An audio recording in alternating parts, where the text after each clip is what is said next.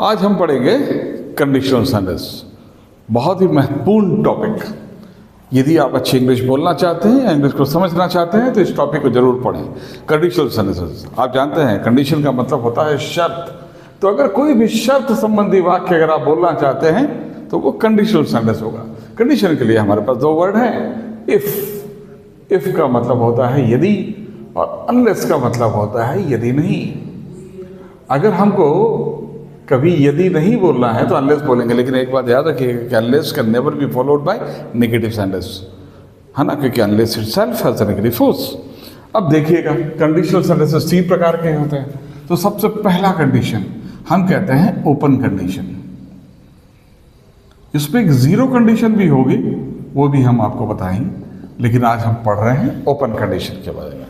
Open condition यानी कि अभी बिल्कुल खुली हुई कंडीशन है। आपके पास subject plus V1 and the coming clause will be will plus V1। ऐसे क्लियर? लेकिन सब्जेक्ट के साथ यहाँ विल का प्रयोग नहीं होगा कि double future tense is not used in the case of condition.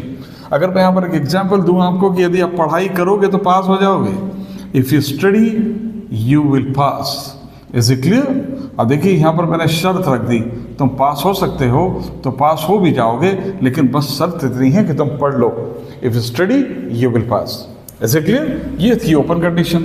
अगर हम नीचे आ जाएं, हम कहते हैं इमेजिनरी कंडीशन। पता है इमेजिनरी कंडीशन क्या होती है? इमेजिनरी कंडीशन का मतलब होता है जो काल्पनिक हो, जिसमें आप कल्पना करते हैं। कल्पना में हमेशा आप लगाते हैं if plus V2 and coming clause में होगा would plus V1, would plus V1।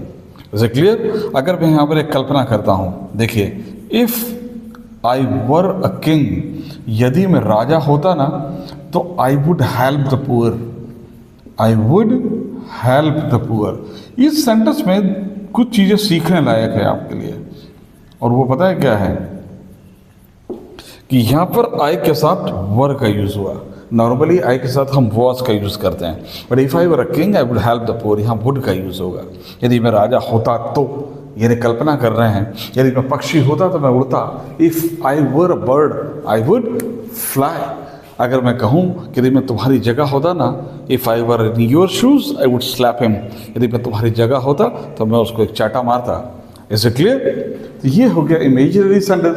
अब तीसरा हमारे पास है जिसको हम कहते हैं अनफुलफिल्ड। अनफुलफिल्ड कंडीशन, इसके नाम से ही क्लियर है कि ये कुछ ऐसी स्थितियां जो पास्ट टेंस में हुई है अब पूरी नहीं हो सकती।